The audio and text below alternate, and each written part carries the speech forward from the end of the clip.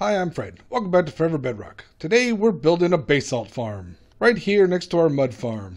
Oh look, the wheat delivery came in. Ah. Sloppy, sloppy, sloppy. They got wheat everywhere.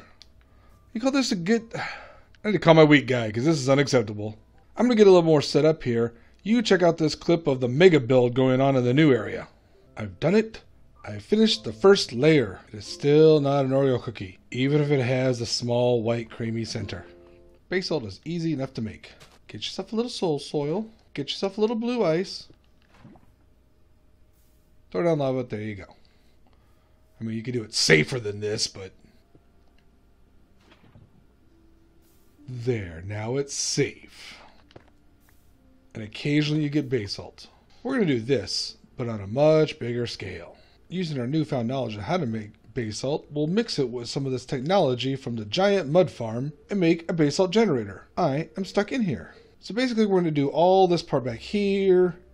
This won't be necessary. It is much easier to make basalt than it is to make mud automatically. In fact, the basalt will just do it by itself. If you want more detailed instructions on how to do a lot of these things or how certain things work, refer back to my mud making farm. So basically you find yourself a giant hole. Or, you know, dig it yourself, because it has to be very specific. So this hole is 4 deep by 12 by 12. And then you notch out all 4 sides. Don't worry about the corners. And you put a trench all the way through. And then on one side, you continue to trench to here. Dig all the way up. This is going to be 5 from the bottom.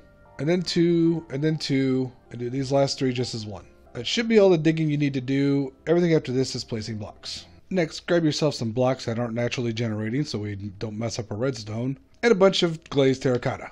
Fill the trench with these blocks. And fill these gaps with terracotta. Next, do a line of redstone dust on these blocks. Get your sticky pistons and line them up. Then put a redstone repeater there. Dust there. Block there. We're just going to use this to get out. Next, we need a whole bunch of slime blocks and honey blocks. Choose one and put 6 of them along this back wall. Then switch to the other one and finish that line. And then alternate all the way down. Once you have that in, cover it with redstone blocks. But do it from up here because it's too slow to walk on those. Put a temporary block here with a regular piston on top. Take that block out. And then fill this entire area with regular pistons. We need a gross of regular pistons, a gross of redstone blocks, and half a gross each of slime blocks and honey blocks. A gross is probably an outdated system of measurement. It just means 144. 12 by 12. Now to build the rest of the circuit, you just put a block here, here, here, and here. Redstone repeater there, redstone repeater there. Switch on dust, dust, dust, dust. Put dust there. Torch there. Torch there. Redstone torches, obviously. Don't worry about what just happened behind us. It's nothing. It's unauthorized. And throw a couple of slabs on there just so you don't fall in the hole. So this mechanism, once all the basalt gets over to here, it automatically pushes it up. Potentially with some realm lag. Let's try that again. Nope, nope, still realm lag.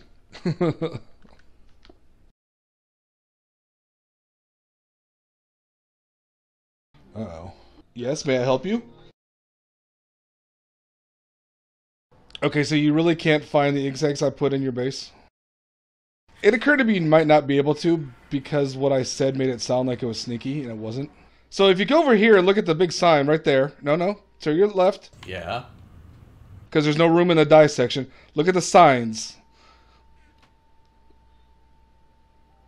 Oh, God, you...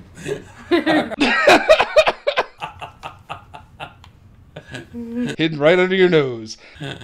Did you know that the best place to hide a needle is not a haystack, but it's in a stack of other needles?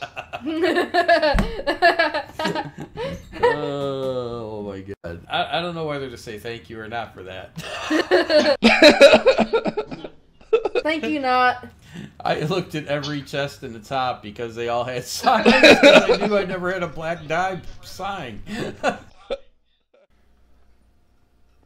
We're done with that main section. We'll go to the next one. Go all the way across from there. Throw down a temporary block. 12 pistons across. Doom. Doom, doom, doom. Doop, doop, doop. Doop, doop. Observer, we can remove this block now. Redstone repeater there, redstone repeater there. 2 ticks to start off with. Another one right there, which will be used to extend this line. So when a block gets pushed all the way down to this end, ooh, that looks like it's probably better. There we go, 1 push. That part's done.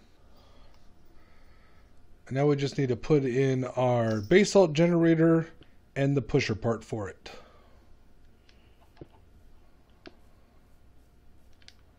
This is a temporary block where the lava will actually eventually go.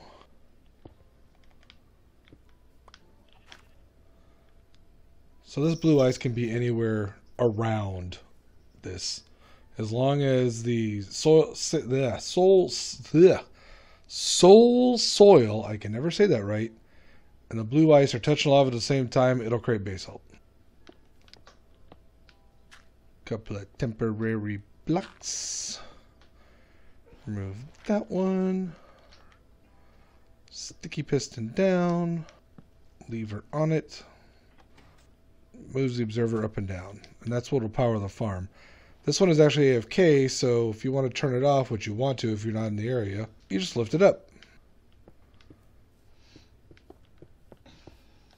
We actually do need this target block. It's not one of those cases where I accidentally use it when I don't need to. Same 2, just in case. We started off the same way every time.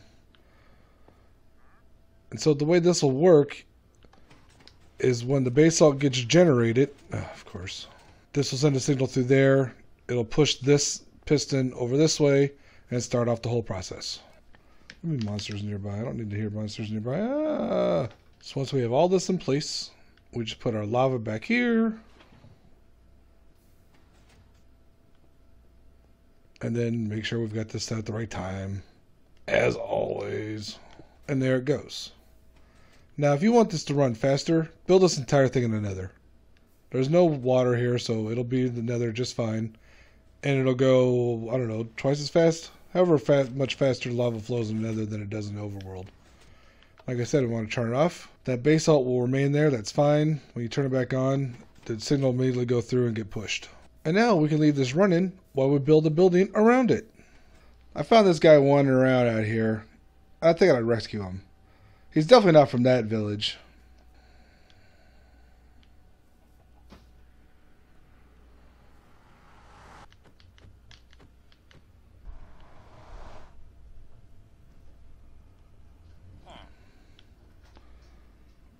Got him. Now I just gotta slowly turn around. There's nothing pleasant about moving villagers around everywhere, anywhere. Doesn't matter what version of the game you're playing. Doesn't matter what device you're playing on. Once you're at least mid-game, you're moving villagers, and it always I don't like it. Now, hopefully, he's safe on the other side. I built a platform so he wouldn't fall to his death. Hey, and it worked. Jump boost is helpful.